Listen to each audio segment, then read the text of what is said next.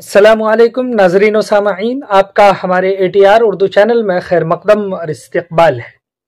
आप देख रहे हैं हमारा चैनल जिस पर हम आपके लिए मुख्तलिफ जिहाद पर बात करते रहते हैं। हम आपको अदब आशना लोगों से वाकिफ़ कराते हैं जिनका ताल्लुक़ अदब से है, उनके बारे में हम गुफ्तगू करते हैं। उनके अफसानों, उनके नॉवेलों पर खुलकर हमारी राय होती हैं और उनको हम पेश करते हैं। और एग्ज़ाम के पॉइंट ऑफ व्यू से ये सारे बहुत ही इम्पॉर्टेंट होते हैं। हम एग्ज़ाम को मद्देनज़र रखकर सवालात आपके सामने पेश करते हैं कि किस तरह के सवालात आपको एग्जामिनी पूछेंगे। वो आप यहाँ पर देखते हैं और आपको इसका अंदाज़ा भी होगा। आज हम आपके सामने इस्मत चुग़ताई, जो बड़ी सुलझी हुई बहुत ही बेहतरीन अफसाना निगार हैं, यानी ख़वातीन अफसाना निगारों में जिनका एक अहम नाम है, उनका अफसाना पढ़ेंगे। उर्दू फिक्शन में इस्मत चुग़ताई को एक ज़ी-वक़ार मकाम हासिल है। वो महज एक आम अफसाना निगार नहीं, बल्कि सच तो ये है कि वो एक अच्छी फनकार, मुनफरिद मुअतबर नॉवेल निगार और अफसाना निगार और हर दिल अजीज शख्सियत का हामिल हैं। वो हकीकत पसंद अफसाना निगार हैं। रोमानी अफसाना निगारों की तरह वो सुबह की रोशनी, चमकीली फ़ज़ा, शाम के साए पेश नहीं करती, बल्कि उनके अफसानों में मुआशरे के वो मारके हैं जिनसे हर शख्स दिन रात निबर्द आज़मा होता है, निबर्द आज़मा रहता है। अपने मौजू को जानदार बनाने के लिए वो भी मंजर कशी करती, मगर इस तरह नहीं कि मौज़ूआत और मसाइल को पेश करने वाला खुद मसाइल की पेचीदगी में उलझ कर रह जाए। चौथी का जोड़ा इसकी बेहतरीन मिसाल है, जिसमें उन्होंने जीते जागते किरदारों के नक्शो निगार उभारने के लिए मंजर कशी का सहारा लिया है और मुकालमों को उनमें जज्ब कर दिया है, यानी उसमें शामिल कर दिया है, जिससे कहानी का हुस्न और भी निखर गया है। यही वजह है कि मौजू के अलावा जुबान व बयान के एतबार से भी चौथी का जोड़ा शाहकार का दर्जा हासिल कर गया है। बिलखुसूस औरतों की जुबान को इस अफसाने में बड़ी खूबसूरती के साथ पेश किया है। यह अफसाना जहां मुस्लिम मुतवस्सित यानी मिडिल क्लास मुस्लिम तबके की लड़कियों की शादी ब्याह के मसाइल को बड़े मुअस्सिर और फनकाराना ढंग से पेश करता है, वहीं उन मफाद परस्तों की अय्यारियों की भी निशानदेही करता है जो सादा लौह लोगों को गुमराह करके समाज में अपना उल्लू सीधा करते रहते हैं। ऐसे ही लोग जहेज जैसी लानत को फरोग दे रहे हैं।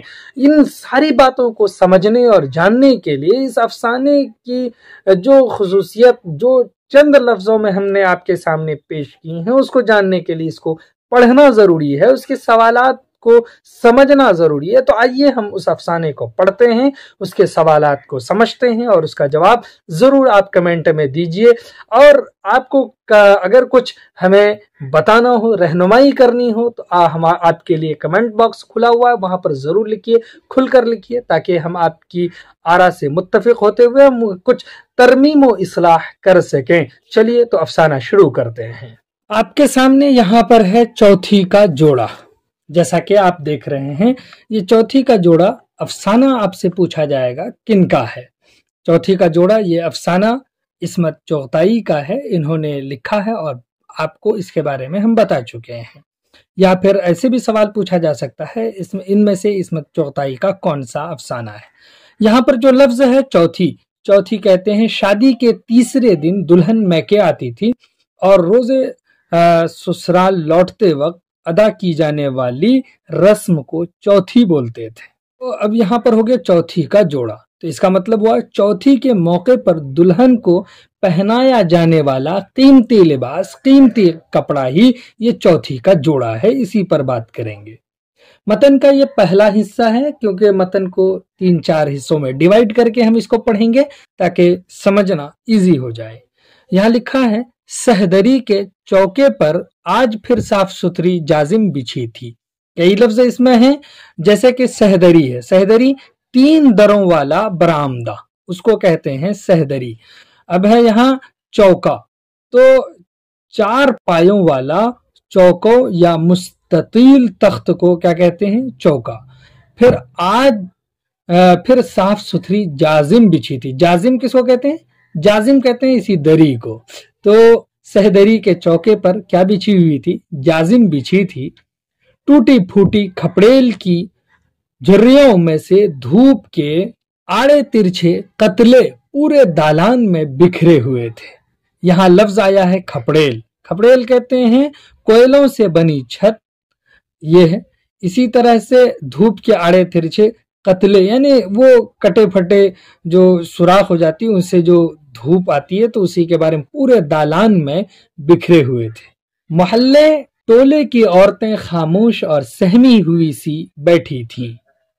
جو محلے کی عورتیں تھیں وہ بہت خاموش تھیں، سہمی یعنی ڈری ہوئی۔ یہاں پر ڈرنا نہیں بلکہ وہ متفکرانہ انداز میں بیٹھی ہوئی تھیں، جیسے کوئی بری واردات ہونے والی ہو، یعنی کوئی گھٹنا انجام دیا جا رہا ہو، حادثہ یعنی انہونی بات ہونے والی ہو، اسی کو یعنی انہونی بات کو ہم کہتے ہیں واردات۔ تو انہونی واقعہ پیش آنے والا ہو، ایسے ہی یہ لوگ بیٹھی ہوئی تھی۔ ماؤں نے بچے چھاتیوں سے لگائے تھے، کبھی کبھی کوئی منحنی سا چڑچڑا بچہ رسد کی کمی کی دہائی دے کر چلا اٹھتا۔ رسد کھانا، سامان، تو اس کو کہتے ہیں رسد کی دہائی۔ رسد کی کمی یعنی کھانا نہیں مل رہا ہے تو اس کی کمی کی پکار لے کر کے وہ چلا اٹھتا ہے۔ منحنی سا یعنی چھوٹا کمزور لاغر سا بچہ، اس کے بارے میں کہا کہ وہ چلا اٹھتا۔ نائی نائی میرے لال، دبلی پتلی ماں اسے اپنے گھٹنے پر لٹا کر یوں ہلاتی جیسے دھان سے چاول دھوپ میں پھٹک رہی ہو، اور پھر ہنکارے بھر کر خاموش ہو جاتا۔ آج کتنی آس بھری نگاہیں کبرا کی ماں کے متفکر چہرے کو تک رہی تھی۔ اب یہاں پر پہلا کردار جو ہے انٹروڈیوس کیا ہے کس کو؟ کبرا کی ماں کو۔ گویا کہ کیریکٹر ہے کبرا، وہ کیا کر رہی ہیں؟ بہت ہی فکرمند سوچ میں ڈوب کر وہ آس بھری نگاہوں سے دیکھ رہی ہیں۔ چھوٹے عرض کی ٹول کے 2 پارٹ تو جوڑ لیے گئے تھے۔ ٹول کی 2 پارٹ یعنی عرض کہتے ہیں کپڑے کی چوڑائی کو، تو اس کو 2 حصوں کو جوڑ لیے گئے تھے، مگر ابھی سفید گزی کا نشان بیوتنے کی کسی کو ہمت نہ پڑی تھی۔ بیوتنا یعنی ٹانکا لگا کر جوڑنا، تو کسی کو اس کے جوڑنے کی ہمت نہیں ہوئی تھی۔ کاٹ چھانٹ کے معاملے میں کبرا کی ماں کا مرتبہ بہت اونچا تھا۔ کاٹ چھانٹ کے معاملے میں کبرا کی ماں کی طرح کوئی نہیں تھا۔ اس کا مطلب ہے کہ وہ بہت اچھا جانتی تھی، کٹائی چھٹائی جو ہے ان کے اعلیٰ درجے کی ہوتی تھی۔ کہ مرتبہ اونچا ہونا محاورہ استعمال ہوتا ہے، تو اس کا مطلب یہ ہوتا ہے کہ بہت مہارت حاصل تھی، یہ ہے یعنی وہ اسکلفل تھی، یہ مطلب ہوتا ہے اس کا۔ سوال آپ سے یہی پوچھا جائے گا کہ کبرا کی ماں کا مرتبہ کس چیز میں اونچا تھا؟ کاٹ چھانٹ میں ان کا مرتبہ بہت اونچا تھا۔ اسی طرح سے آپ سے یہ سوال پوچھا جا سکتا ہے کہ جب کسی کی بھی بیوت نہ بیٹھتی تو کس کے پاس لایا جاتا؟ ان کے سوکھے ہاتھوں نے نہ جانے کتنے جہیز سنوارے تھے، یعنی وہ کمزور ضرور تھیں لیکن بہت سارے جہیز انہوں نے تیار کیا تھا۔ کتنے چھٹی چھوچک تیار کیے تھے، یعنی چھٹی کے لیے جو کپڑا ہوتا ہے اس کو انہوں نے تیار کیا تھا۔ چھٹی چھوچک کہتے ہیں بچے کی پیدائش کے چھٹے روز اسے دیے جانے والے کپڑے، جو اس دن اس کو دیا جاتا وہ کپڑا۔ اور کتنے ہی کفن بیوتے تھے، کتنے ہی کفن انہوں نے کیا کیے تھے؟ جوڑے تھے، اس میں ٹانکا لگایا تھا۔ جہاں کہیں محلے میں کپڑا کم پڑ جاتا اور لاکھ جتن پر بھی بیوت بیٹھتی، کبرا کی ماں کے پاس لایا جاتا۔ جہاں پر بھی لوگ جوڑ نہیں پاتے، اس کو ٹانک نہیں پاتے، تو انہی کے پاس لایا جاتا۔ کبرا کی ماں کپڑے کی دکان نکالتی، कपड़े की दुकान निकालती, यानी मतलब जो कपड़े थे वो निकालती, कभी तिकोन बनाती, कभी चौखटना करती, और दिल ही दिल में कैंची चलाकर आंखों में नाप तौल कर मुस्कुरा पड़ती। और वो किस तरह से कपड़े की जो है बगैर कैंची चलाए हुए नाप लेती थी, या आंखों में ही वो नाप लेती थी, ये बात है।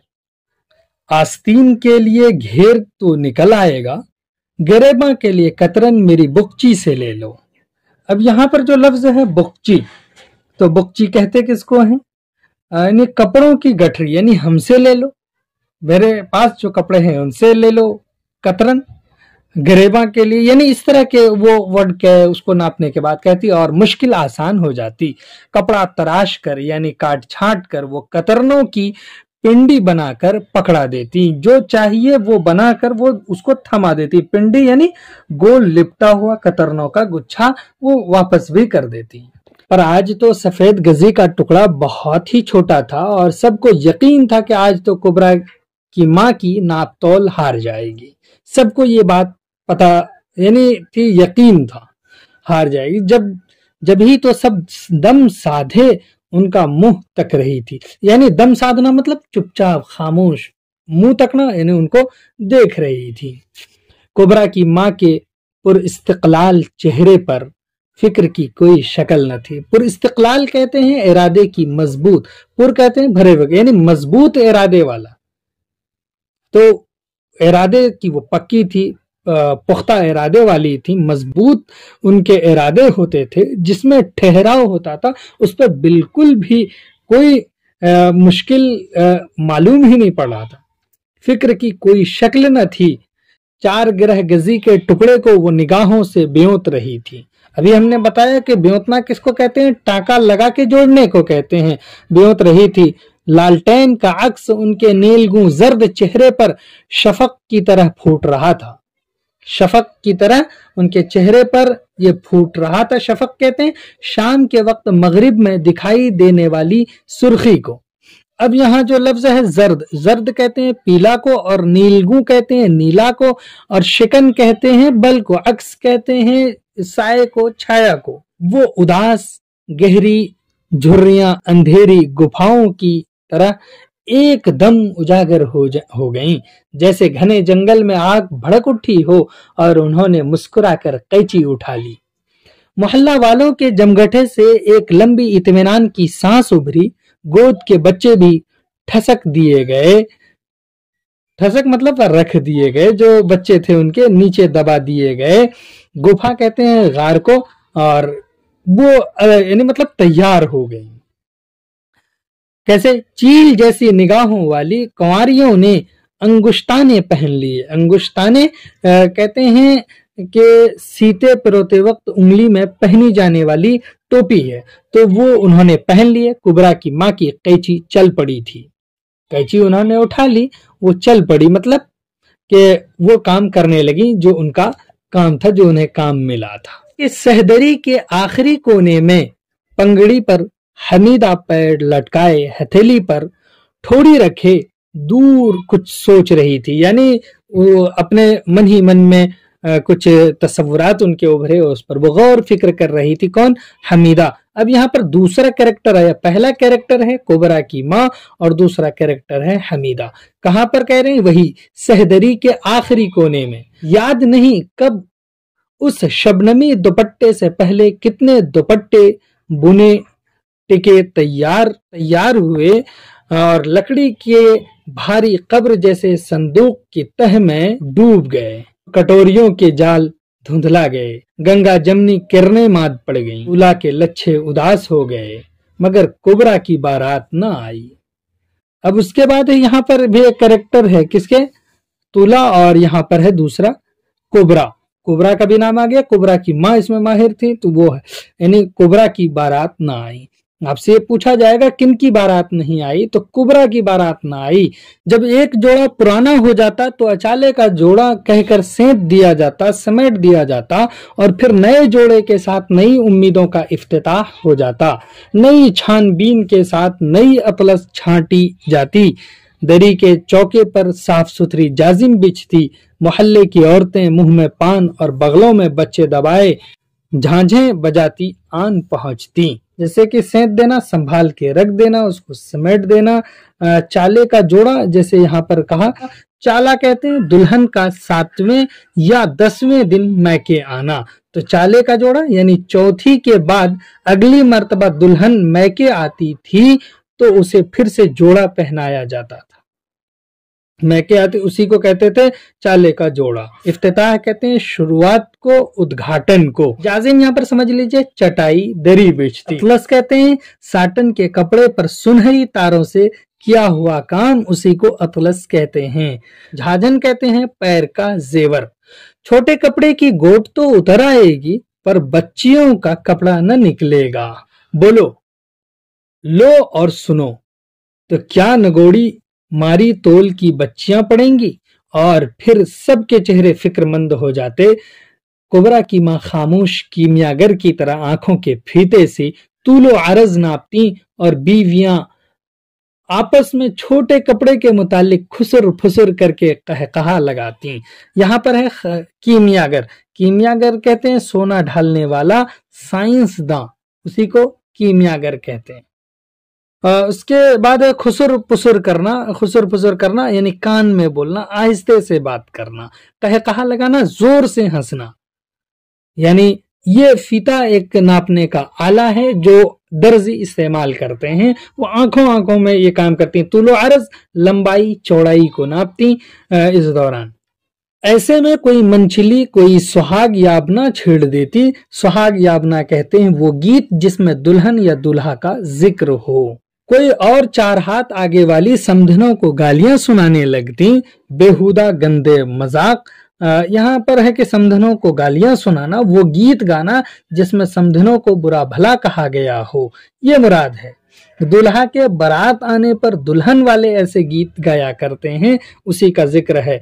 बेहुदा गंदे मजाक और चहलें शुरू हो जाती। ऐसे मौकों पर कुंवारी बालियों को सहदरी से दूर सर ढांक कर खपरेल में बैठने का हुक्म दे दिया जाता। दूर उन्हें बैठने को कहा जाता। और जब कोई नया कहकहा सहदरी से उभरता तो बेचारियां एक ठंडी सांस भर कर रह जाती। यानी अगर कोई कुछ बोला है और सब लोग हंस पड़े हैं तो वो लोग ठंडी सांस भरती। यानी आहे सर्द भरना, यह एक मुहावरा है। इसका मतलब क्या होता है ये आप हमें कमेंट में बताएं ताकि अंदाजा हो कि आपको इसके बारे में पता है, नहीं तो हम वहां जरूर बताएंगे। अल्लाह ये कहकहा उन्हें खुद कब नसीब होंगे, वो लोग ये गौर करती और सोचती। इस चहल पहल से दूर कुबरा बेगम शर्म की मारी छुरों वाली कोठरी में सर झुकाए बैठी रहती। इतने में कतरबियों निहायत नाजुक मरहले पर पहुंच जाती। कोई कली उल्टी कट जाती और उसके साथ बीवियों की मत भी कट जाती। कुबरा सहम कर डर कर दरवाजे की आड़ से झांकती। यही तो मुश्किल थी, कोई जोड़ा अल्लाह मारा चैन से न सिलने पाया। जो कली उल्टी कट जाए तो जान लो नाइन की लगाई हुई बात में जरूर कोई अड़ंगा लगेगा। या तो दुल्हा की कोई दाश्ता निकल आएगी या उसकी माँ ठोस कड़ों का अड़ंगा बांधेगी। जो गोट में कान आ जाए तो समझ लो या तो महर पर बात टूटेगी या भरत के पायों के पलंग पर झगड़ा होगा। यहाँ पर कहते हैं भरत कशीदा को, यानी कशीदाकारी को, कढ़ाई को। तो इस तरह से बहुत सारे अल्फाज हैं जो आम तौर पे यानी घरेलू जुबान में शादी ब्याह के मौके पर इस्तेमाल होते हैं। चौथी के जोड़े का शगुन बड़ा नाजुक होता है। उसका शगुन बहुत अहम है, नाजुक होता है। बी अम्मा की सारी मशाकी कहते हैं महारत को, और सुगढ़ापा धरा रह जाता। न जाने ऐन वक्त पर क्या हो जाता कि धनिया बराबर बात तूल पकड़ जाती। बिस्मिल्लाह के रोज से सुघड़मा ने जहेज जोड़ना शुरू कर दिया था। कब से? बिस्मिल्लाह के रोज से जरा सी कतरन भी बचती तो तिलेदानी या शीशी का गिलाफ सीकर धनक गोखरू से संवार कर रख देती। अब यहाँ देखिए तिल्लेदानी है, सुई धागा रखने की डिबिया या बक्स को कहते हैं तिल्लेदानी। ये शीशी का गिलाफ है। इसी तरह से धनक गोखरू है तो ये कहते हैं रूपली या सुनहरी फूल जो कपड़ों में टाके जाएं, अगर वो बच जाती तो उसको वो संभाल कर रख देती। लड़की का क्या है, खीरे ककड़ी की तरह बढ़ती है। उन्होंने कहा कि लड़की का क्या, वो तो खीरे ककड़ी की तरह बढ़ रही है, जो बारात आएगी तो यही सलीका काम आएगा। और जब से अब्बा गुजरे सलीके का भी दम फूल गया। हमीदा को एकदम अब्बा याद आ गए। अब्बा कितने दुबले पतले लंबे जैसे मुहर्रम का अलम, एक बार झुक जाते तो सीधे खड़े होना दुश्वार था। सुबह ही सुबह उठकर नीम की मिसवाक तोड़ लेते और हमीदा को घुटने पर बैठाकर न जाने क्या सोचा करते। फिर सोचते सोचते नीम की मिसवाक का कोई फुनसड़ा हलक में चला जाता और वो खांसते ही चले जाते। वो इस तरह से खांसते ही चले जाते, हमीदा बिगड़कर उनकी गोद से उतर आती। खांसी के ढकों से यूं हिल हिल जाना उसे कतई पसंद न था। उसके नन्हे से गुस्से पर वो हंसते और खांसी सीने में बेतरह उलझती जैसे गर्दन कटे कबूतर फड़फड़ा रहे हों। फिर भी अम्मा आकर उन्हें सहला देती, पीठ पर ठप ठप हाथ मारती। तौबा है, ऐसी भी क्या हंसी। अच्छू के दबाव से सुर्ख आंखें ऊपर उठाकर अब्बा बेकसी से मुस्कुराते। खांसी तो रुक जाती मगर वो देर तक बैठे हांपा करते। कुछ दवा दारू क्यों नहीं करते, कितनी बार कहा तुमसे। बड़े शिफा खाने का डॉक्टर कहता है सुइयां लगवाओ और रोज 3 पाव दूध और आधी छटांग मक्खन। एक खाक पड़े उन डॉक्टरों की सूरत पर। भला एक तो खांसी है, ऊपर से चिकनाई, बलगम न पैदा होकर देगी। हकीम को दिखाओ, किसी को। दिखाऊंगा, अब्बा हुक्का गुड़गुड़ाते और फिर अच्छू लगता। आग लगे उस मोए हुक्के को, उसी ने तो ये खांसी लगाई है। जवान बेटी की तरफ भी देखते हो आंख उठाकर। ये सारी बातें यानी ये मुकालमा हुआ। इसमें जो कुछ आपने पढ़ा है उससे आपको हम 3 सवाल देते हैं, उसका आप कमेंट में जवाब दीजिए। कुबरा की माँ किस फन में माहिर थीं? अफसाना के इस पहले हिस्से का आपने अभी मुताला किया है, बताइए कि इसका पस मंजर क्या है। पस मंजर 2 लाइन में आप लिख सकते हैं, तौबा है ऐसी भी क्या हंसी। यहाँ पर अभी आपके सामने आया कि तौबा है ऐसी भी क्या हंसी, ये जुमला किसने कहा है। दूसरा हिस्सा इस अफसाने का ये है कि अब्बा एक दिन चौखट पर औंधे मुंह गिरे और उन्हें उठाने के लिए किसी हकीम या डॉक्टर का नुस्खा न आ सका और हमीदा ने मीठी रोटी के लिए जिद करनी छोड़ दी और कुबरा के पैगाम न जाने किधर रास्ता भूल गए। जानो किसी को मालूम ही नहीं कि इस टाट के पर्दे के पीछे किसी की जवानी आखिरी सिसकियां ले रही है और एक नई जवानी सांप के फन की तरह उठ रही है। मगर बी अम्मा का दस्तूर न टूटा, यानी उनका उसूल, उनका कानून जो है, रूल नहीं टूटा, वो अलग नहीं हुए उससे। वो इसी तरह रोज दोपहर को सहदरी में रंग बिरंगे कपड़े फैलाकर गुड़ियों का खेल खेला करती हैं। कहीं न कहीं से जोड़ जमा करके शबरात के महीने में क्रीप का दुपट्टा 7.5 रुपए में खरीद ही डाला। आपसे ये पूछा जाएगा कि शबरात के महीने में क्रीप का दुपट्टा कितने रुपए में खरीद लिया और किसने खरीदा, ये आपसे पूछा जाएगा। बी अम्मा ने। वाह, ऐसी थी कि बगैर खरीदे गुजारा न था। मझले मामू का तार आया कि उनका बड़ा लड़का राहत पुलिस की ट्रेनिंग के सिलसिले में आ रहा है। उनके बड़े लड़के का नाम क्या है? राहत है। और किसकी ट्रेनिंग के लिए आ रहा है? पुलिस की। बी अम्मा को तो बस जैसे एकदम घबराहट का दौरा पड़ गया। जानो चौखट पर बारात आन खड़ी हुई और उन्होंने अभी दुल्हन की मांग की इफ्शा भी नहीं कतरी। होल से तो यानी डर से तो उनके छक्के छूट गए। छक्के छूटना भी एक मुहावरा है। झट अपनी मुंह बोली बहन बंधुमुखी माँ को बुला भेजा। मुंह बोली बहन का नाम क्या था? बंधुमुखी। के बहन मेरा मरी का मुंह देखो जो इसी घड़ी न आओ। तो उन्होंने कहा कि अभी अगर नहीं आते तो मरी का मुंह देखोगे। और फिर दोनों में खुसुर फुसुर हुई। बीच में एक नजर दोनों कुबरा पर भी डाल लेती जो दालान में बैठी चावल फटक रही थी। वो उस कानाफूसी की जुबान को अच्छी तरह समझती थी। कौन? कुबरा। उसी वक्त बी अम्मा ने कानों की 4 माशा की लौंगें उतारकर मुंह बोली बहन के हवाले की कि जैसे तैसे करके शाम तक तौला भर गोखरू 6 माशा सलमा सितारा और पाव गज नेफे के लिए टोन ला दें। ये सब जो है नाम है।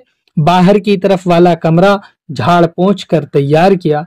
थोड़ा सा चूना मंगाकर कुबरा ने अपने हाथों से कमरा पोत डाला। कमरा तो चिट्टा हो गया मगर उसकी हथेलियों की खाल उड़ गई और जब वो शाम को मसाला पीसने बैठी तो चक्कर खाकर दोहरी हो गई। वो गिर गई। सारी रात करवटें बदलती गुजरी। एक तो हथेलियों की वजह से, दूसरे सुबह की गाड़ी से राहत आ रहे थे। ये कैरेक्टर से हैं। अल्लाह मेरे अल्लाह मियाँ अब के तो मेरी आपा का नसीब खुल जाए। मेरे अल्लाह 100 रकात नफल तेरी दरगाह में पढ़ूंगी। हमीदा ने फज्र की नमाज पढ़कर दुआ मांगी। सुबह राहत भाई आए तो कुबरा पहले ही से मच्छरों वाली कोठरी में जा छुपी थी। जब सवैयों और पराठों का नाश्ता करके बैठक में चले गए तो धीरे धीरे नई दुल्हन की तरफ पैर रखती कुबरा कोठरी से निकली और झूठे बर्तन उठा लिए। लाओ मैं धोऊं बी आपा, हमीदा ने शरारत से कहा। नहीं, वो शर्म से झुक गई। हमीदा छेड़ती रही। बी अम्मा मुस्कुराती रहीं और क्रीप के दुपट्टे पर प्लूम टांगती रहीं। जिस रास्ते कान की लौंगे गई थीं, उसी रास्ते फूल पत्ता और चांदी के पाजेब भी चल दी और फिर हाथों की 2-2 चूड़ियां भी जो मंझले मामू ने रंडापा उतारने पर दी थी। रंडापा यानी बेवा होने पर उतारने के लिए दी थी। रूखी सूखी खुद खाकर आए दिन राहत के लिए पराठे तले जाते, भुने कोफ्ते, महकते पुलाव, खुद सूखा सा निवाला पानी से उतार कर वो होने वाले दामाद को गोश्त के लच्छे खिलाती। जमाना खराब है बेटी, वो हमीदा को मुंह फुलाते देखकर कहा करती और सोचा करती, हम भूखे रहकर दामाद को खिला रहे हैं। बी आपी सुबह देर उठकर जादू की मशीन की तरह जुट जाती थी। नहार मुंह पानी का घोंट पीकर राहत के लिए पराठे तलती है, दूध औटाती है ताकि मोटी सी मलाई आए। उसका बस नहीं था कि वो अपनी चर्बी निकालकर उन पराठों में भर दे, और क्यों न करे, आखिर को वो एक दिन उसका अपना हो जाएगा। जो कुछ कमाएगा उसकी हथेली पर रख देगा। फल देने वाले पौधे को कौन नहीं सींचता। फिर जब एक दिन फूल खिलेंगे और फूलों से लदी हुई डाली झुकेगी तो ये ताना देने वालियों की मुंह पर कैसा जूता पड़ेगा। और इस ख्याल से ही मेरी बी आपा के चेहरे पर सुहाग खिल उठता, कानों में शहनाइयां बजने लगती और वो राहत भाई के कमरे को पलकों से झाड़ती, उनके कपड़ों को प्यार से तह करती जैसे वो कुछ उनसे कहते हों। उनके बदबूदार चूहों जैसे सड़े हुए मोजे धोती, बसांदी बनियाइने और नाक से लथड़े हुए रूमाल साफ करती। उनके तेल में चिपचिपाते हुए तकिए के गिलाफ पर स्वेट ड्रीम काढ़ती। पर मामला चारों कोने चौकस नहीं बैठ रहा था। राहत सुबह अंडे पराठे डट कर खाता, शाम को आकर कोफ्ते खाकर सो जाता और बी अम्मा की मुंह बोली बहन हकीमाना अंदाज में खुसुर फुसुर करती। बड़ी यानी सुलझे हुए अंदाज में वो बातें करती, बोलती। बड़ा शर्मिला है बेचारा। बी अम्मा तावीलें पेश करती। हाँ ये तो ठीक है, पर भाई कुछ तो पता चले रंग ढंग से, कुछ आंखों से। ए नौज, खुदा न करे मेरी लौंडिया आंखें लड़ाए, उसका आंचल भी नहीं देखा है किसी ने, बी अम्मा फख्र से कहती। ए तो पर्दा उतरवाने को कौन कहे है, ये मैं कब कहूँ हूँ, ये छोटी नगोड़ी कौन सी बकरीद को काम आएगी। ये मेरी तरफ देखकर हंसती। अरे ओ नक चढ़ी, बहनोई से कोई बातचीत, कोई हंसी मजाक और न वारी चल दीवानी। ए तू मैं क्या करूं खाला, राहत मियाँ से बातचीत क्यों नहीं करती। भाई हमें भी तो शर्म आती है। ए है वो तुझे फाड़ ही तो खाएगा, बी अम्मा चिढ़कर बोली। नहीं तो मगर, मैं लाजवाब हो गई और फिर मस्कूट हुई। बड़ी सोच विचार के बाद खुले के कबाब बनाए गए। आज बी आपा भी कई बार मुस्कुरा पड़ी। चुपके से बोली, देखो हंसना नहीं, नहीं तो सारा खेल बिगड़ जाएगा। नहीं हंसूंगी, मैंने वादा किया। खाना खा लीजिए, मैंने चौकी पर खाने की सेनी रखते हुए कहा। फिर जो पट्टी के नीचे रखे हुए लोटे से हाथ धोते वक्त मेरी तरफ सर से पांव तक देखा तो मैं भागी वहां से।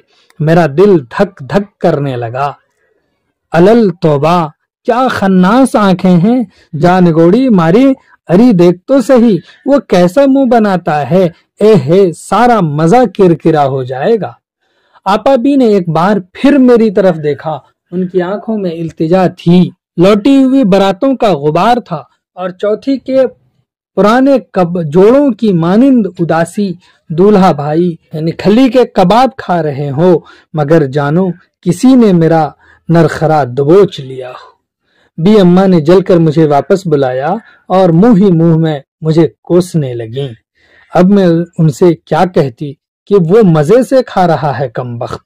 राहत भाई कोफ्ते पसंद आए, बी अम्मा के सिखाने पर मैंने पूछा। जवाब नदारत। बताइए ना। अरे ठीक से जाकर पूछ, बी अम्मा ने ठोका दिया। आपने लाकर दिए और हमने खाए, मजेदार ही होंगे। अरे वाह री जंगली, बी अम्मा से न रहा गया। खली के, अरे तो रोज काहे के होते हैं, मैं तो आदी हो चुका हूँ खली और भूसा खाने का। खली और भूसा खाने का आदी हो चुका हूँ। बी अम्मा का मुंह उतर गया। बी आपी की झुकी हुई पलकें ऊपर न उठ सकी। दूसरे रोज बी आपा ने रोजाना से दुगनी सलाई की और फिर शाम को जब मैं खाना लेकर गई तो बोले, कहिए आज क्या लाई हैं, आपको तो पसंद नहीं आता। मैंने जलकर कहा, ये बात नहीं, कुछ अजीब सा मालूम होता है, कभी खली के कबाब तो कभी भोसे की तरकारी। मेरे तन बदन में आग लग गई। हम सूखी रोटी खा के उसे हाथी की खुराक दें, घी टपकते पराठे ठुसाएं। मेरी बी आपा को जो शानदार नसीब नहीं और इसे दूध मलाई निकलवाएं। मैं भुना कर चली आई। बी अम्मा की मुंह बोली बहन का नुस्खा काम आ गया और राहत ने दिन का ज्यादा हिस्सा घर ही में गुजारना शुरू कर दिया। बी आपा तो चूल्हे में फटकी रहती, बी अम्मा चौथी के जोड़े सिया करती और राहत की गलीज आंखें तीर बनकर मेरे दिल में चुभा करती। बात बेबात छेड़ना, खाना खाते वक्त कभी पानी तो कभी मग के बहाने से और साथ साथ जुमलाबाजी में खिसिया कर बी आपा के पास जा बैठती। जी चाहता कि किसी दिन साफ कह दूं कि किसी की बकरी और कौन डाले दाना घास। ए बी, मुझसे तेरा ये बैल ना था जाएगा। मगर बी आपा के उलझे हुए बालों पर चूल्हे की उड़ती हुई राख, नहीं, मेरा कलेजा धक से हो गया। मैंने उनके सफेद बाल लट के नीचे छुपा दिए। नास जाए उस कमबख्त नजला का, बेचारी के बाल पकने शुरू हो गए। राहत ने फिर किसी बहाना से मुझे पुकारा। मैं जल गई। फिर भी आपा ने कटी हुई मुर्गी की तरह जो पलट कर देखा तो मुझे जाना पड़ा। आप हमसे खफा हो गईं। राहत ने पानी का कटोरा लेकर मेरी कलाई पकड़ ली। मेरा दम निकल गया और भागी तो हाथ झटक कर। क्या कह रहे थे? बी आपा ने शर्म हया से घुटी हुई आवाज में कहा। मैं चुपचाप उनका मुंह तकने लगी। कह रहे थे कि किसने पकाया है खाना। वाह जी वाह, जी चाहता है खाता ही चला जाऊं, पकाने वाली के हाथ खा जाऊं। ओहो नहीं, खा नहीं बल्कि चूम लूं। मैंने जल्दी जल्दी कहना शुरू किया और बी आपा का खुरदुरा हल्दी धनिया की बसांद में सड़ा हुआ हाथ अपने हाथ से लगा लिया। मेरे आंसू निकल आए। यह हाथ, मैंने सोचा, जो सुबह से शाम तक मसाला पीसते हैं, पानी भरते हैं, प्याज काटते हैं, बिस्तर बिछाते हैं, जूते साफ करते हैं, ये बेकस गुलाम सुबह से शाम तक जुटे ही रहते हैं। उनकी बेगार कब खत्म होगी? क्या उनका कोई खरीदार ना आएगा? क्या उन्हें कभी कोई प्यार से न चूमेगा? या उनमें कोई मेहंदी न रचेगी? क्या उनमें कभी सुहाग का इत्र न बसेगा? जी चाहा जोर से चीख पड़ूं। और क्या कह रहे थे? बी आपा के हाथ तो इतने खुरदुरे थे, पर आवाज इतनी रसीली और मीठी थी कि अगर राहत के कान होते तो, मगर राहत के न कान थे न नाक, बस दोजख जैसा पेट था। और कह रहे थे कि अपनी बी आपा से कहना कि इतना काम न किया करें और जो शानदा पिया करें। चल झूठी, अरे वो झूठे होंगे आपके वो। यहाँ पर भी आपके लिए इस पैराग्राफ से जो दूसरा हिस्सा हमने पढ़ा है, कुछ सवालात आपके लिए हम पेश कर रहे हैं। जैसे कि कमरे की पुताई किसने की? आपसे ये सवाल पूछा जाएगा। इसी तरह से कुबरा के कमरे में किस मखलूक की कसरत थी? कुबरा के कमरे में किस मखलूक की कसरत थी? खुदा न करे मेरी लौंडिया आंखें लड़ाए। इस जुमला में लौंडिया से मुराद क्या है? कुबरा की शादी किससे करने की आरजू है? हमीदा और कुबरा में छोटी कौन थी? ये सारे सवालात हैं जिसके जवाबात आपको देने हैं। यहाँ से मतन का ये तीसरा हिस्सा शुरू हो रहा है। इसको पढ़ेंगे, उसके बाद फिर उसी तरह से हम आपके सामने सवालात भी पेश करेंगे। अरे चुप मुर्दार, उन्होंने मेरा मुंह बंद कर दिया। देख तू स्वेटर बन गया है, उन्हें दे आ, पर देख तुझे मेरी कसम मेरा नाम न लीजियो। नहीं भी आपा, उन्हें न दो वो स्वेटर। तुम्हारी इन मुट्ठी भरी हड्डियों को स्वेटर की कितनी जरूरत है? मैंने कहना चाहा पर कह न सकी। आपा भी, तुम खुद क्या पहनोगी? अरे मुझे क्या जरूरत है, चूल्हे के पास तो वैसे ही झुलस रहती है। स्वेटर देखकर राहत ने अपनी एक अबरू शरारत से ऊपर तान कर कहा, क्या ये स्वेटर आपने बुना है? नहीं तो भाई हम नहीं पहनेंगे। मेरा जी चाहा कि उसका मुंह नोच लूं। कमीने, मट्टी के तौदे, ये स्वेटर उन हाथों ने बुना है जो जीते जागते गुलाम हैं। उसके एक एक फुंदने में किसी नसीबों जली के अरमानों की गर्दनें फंसी हुई हैं। ये उन हाथों का बुना हुआ है जो नन्हे पिंगोड़े झुलाने के लिए बनाए गए हैं। उनको थाम लो, ये दो पतवार बड़े से बड़े तूफान के थपेड़ों से तुम्हारी जिंदगी की नावों को बचाकर पार लगा देंगे। ये सितारे गत न बचा सकेंगे। मणिपुरी और भारतनाट्यम की मुद्रा न दिखा सकेंगे। उन्हें पियानो पर रक्स करना नहीं सिखाया गया।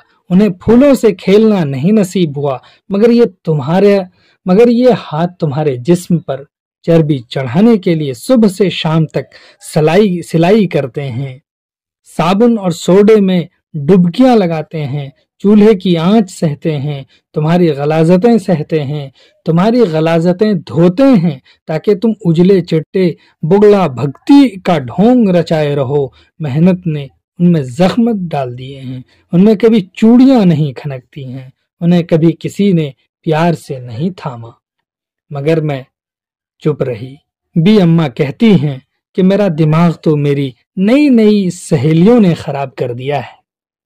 वो मुझे कैसी नई नई बातें बताया करती हैं, कैसी डरावनी मौत की बातें, भूख और काल की बातें, धड़कते हुए दिल के एकदम चुपचाप हो जाने की बातें। ये स्वेटर तो आप ही पहन लीजिए, देखिए ना आपका कुर्ता कितना बारीक है। जंगली बिल्ली की तरह मैंने उसका मुंह, नाक, गिरेबान और बाल नोच डाले और अपनी पलंगड़ी पर जा गिरी। बी आपा ने आखिरी रोटी डालकर जल्दी जल्दी तसले में हाथ धोए और आंचल से पूंछती मेरे पास आ बैठी।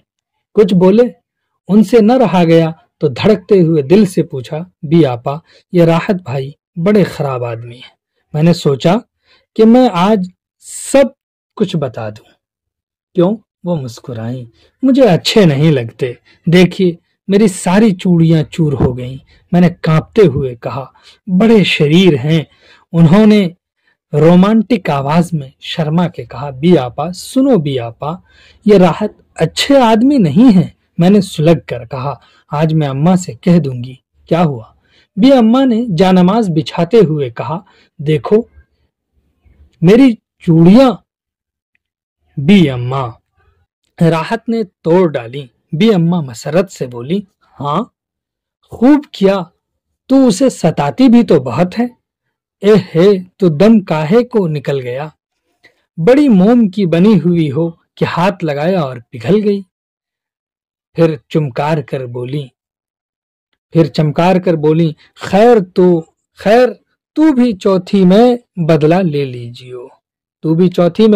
लीजियो। वो कसर निकालियो कि याद ही करें मियाँ जी। ये कहकर उन्होंने नीयत बांध ली। मुंह बोली बहन से फिर कॉन्फ्रेंस हुई और मामलात को उम्मीद इफ्जा रास्ते पर गामजन देखकर अजहद खुशनुदी से मुस्कुराया गया। हे तू तो बड़ी ही ठस है।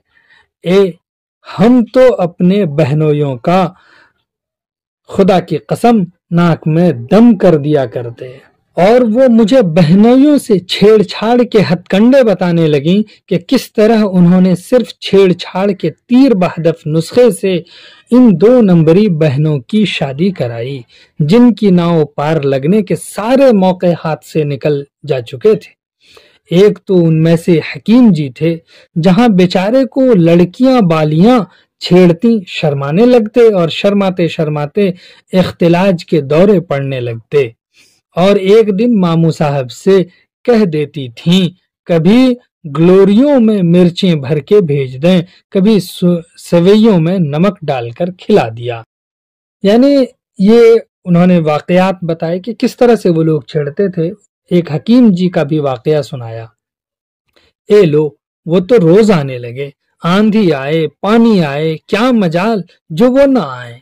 आखिर एक दिन कहलवा ही दिया।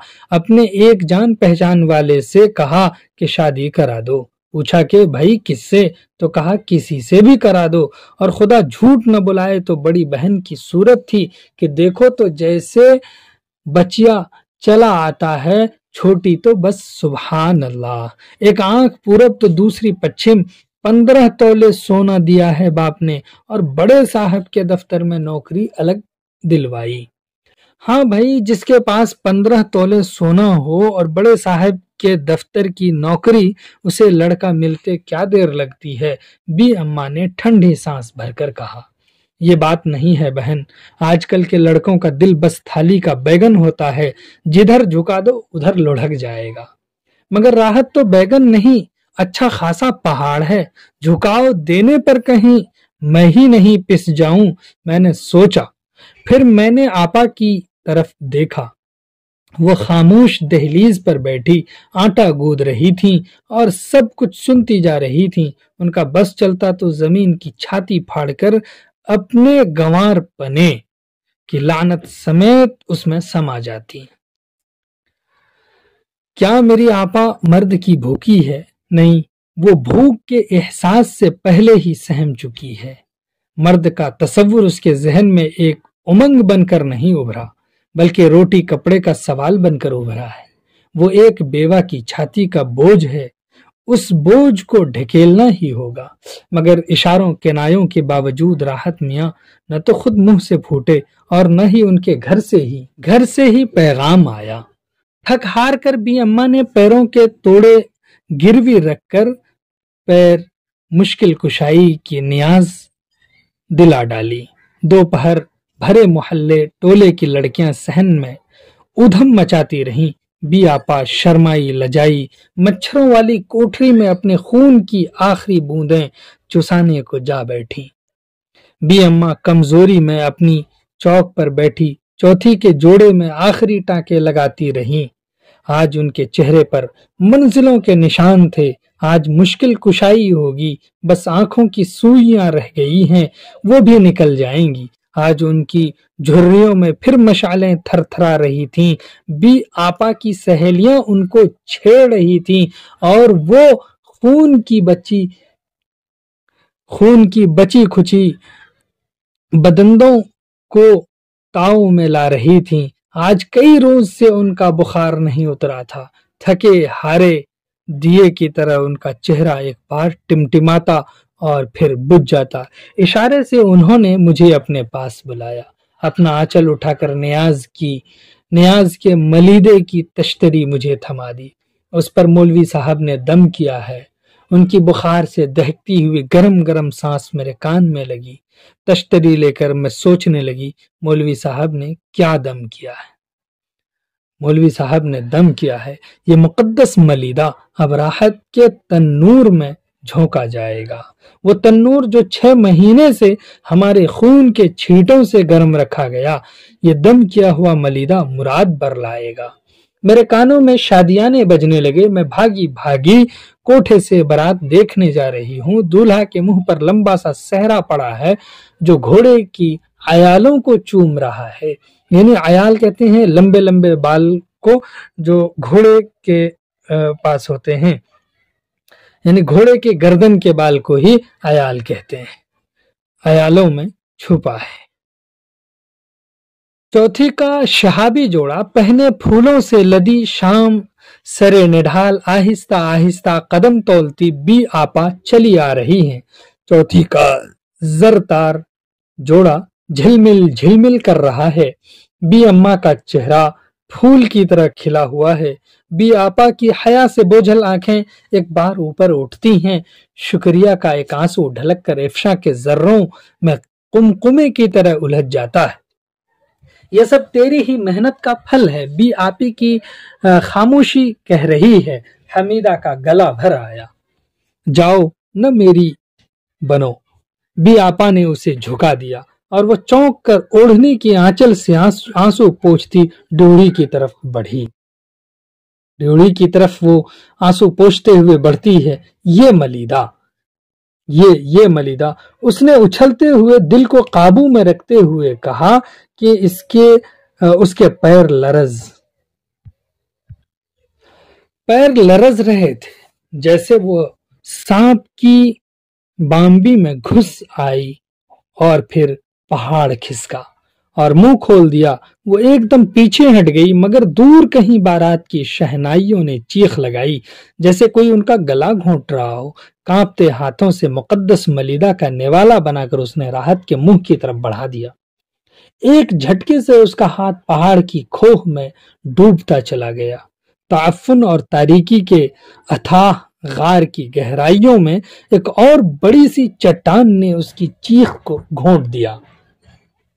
نیاز کے ملیدے کی رکابی یعنی پلیٹ ہاتھ سے چھوٹ کر لالٹین کے اوپر گری اور لالٹین نے زمین پر گر کر 2-4 سسکیاں بھریں اور گل ہو گئیں۔ باہر آنگن میں محلے کی بہو بیٹیاں مشکل کشا کی شان میں گیت گا رہی تھی۔ صبح کی گاڑی سے راحت مہمان نوازی کا شکریہ ادا کرتا ہوا روانہ ہو گیا۔ اس کی شادی کی تاریخ طے ہو چکی تھی اور اسے جلدی تھی۔ اس کے بعد اس گھر میں کبھی انڈے نہ تلے گئے، پراٹھے نہ سیکے اور سویٹر نہ بنے گئے۔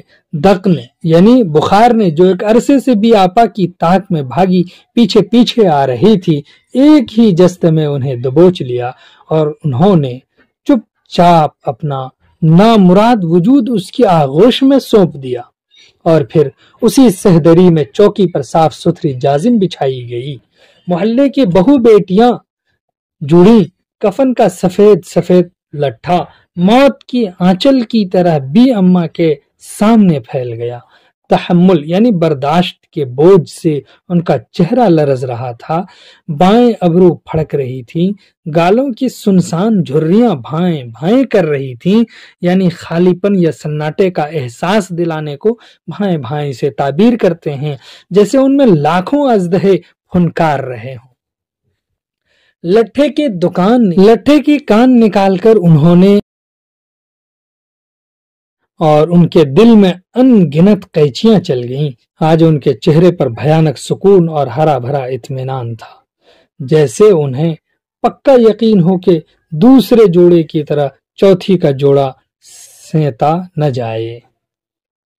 ایک دم سہدری میں بیٹھی لڑکیاں بلالیاں میناؤں کی طرح چہکنے لگیں۔ حمیدہ ماضی کو دور جھٹک کر ان کے ساتھ جا ملی۔ لال ٹول پر سفید گزی کا نشان، اس کی سرخی میں نہ جانے کتنی معصوم دلہنوں کا سہاگ رچا ہے، اور سفید میں کتنی نامراد کنواریوں کے کفن کی سفیدی ڈوب کر ابھری ہے۔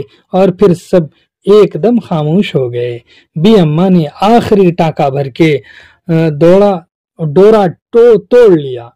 دو موٹے موٹے آنسو ان کے روئی جیسے نرم گالوں پر دھیرے دھیرے رنگنے لگے۔ ان کے چہرے کے شکنوں میں سے روشنی کی کرنیں پھوٹ نکلیں اور وہ مسکرا دیں، جیسے آج انہیں اطمینان ہو گیا کہ ان کی کبرا کا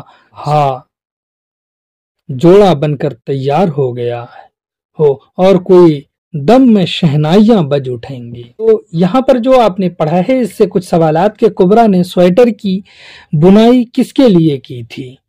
راحت کا جسم کیسا تھا؟ لڑکیاں جس دوسرے شخص کو چھیڑتیں وہ وائسرائے کے دفتر میں کیا کرتے تھے؟ ملیدہ کی رکابی کس چیز پر گری تھی؟